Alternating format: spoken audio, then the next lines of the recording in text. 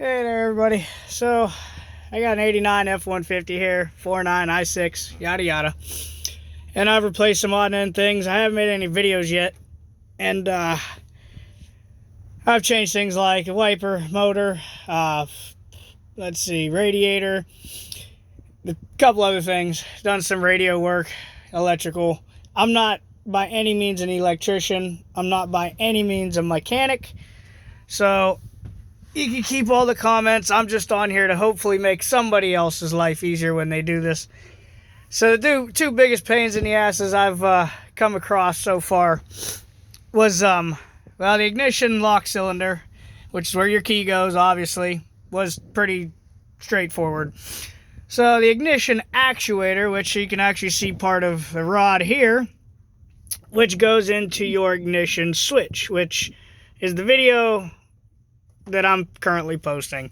Anyway, the ignition actuator is a little piece of junk metal that you have to remove the front of your steering wheel, get a steering wheel puller, pull it, finagle some stuff in and out. There's all kinds of screws and little, if you have one that happen to have cruise control and all kinds of other buttons.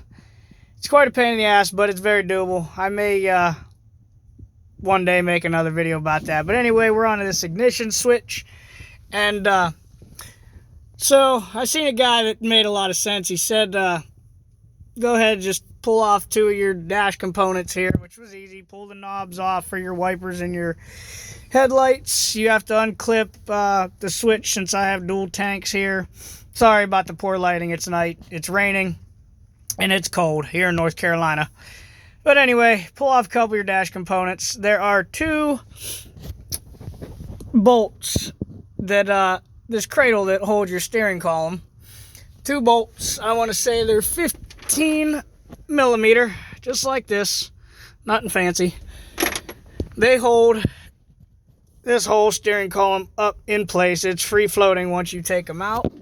But like I said, once you take this dash components off here, it's very accessible.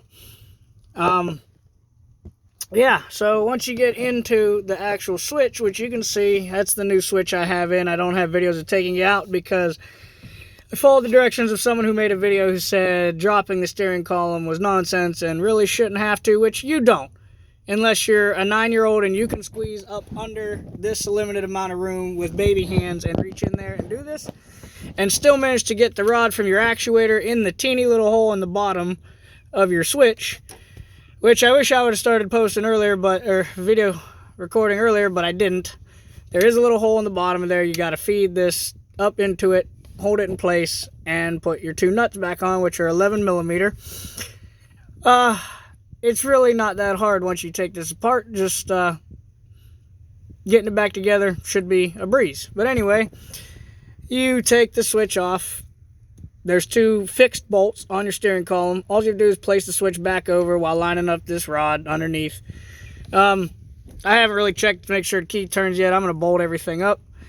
Problem I was having, which caused the change of this, I'll go through real quick.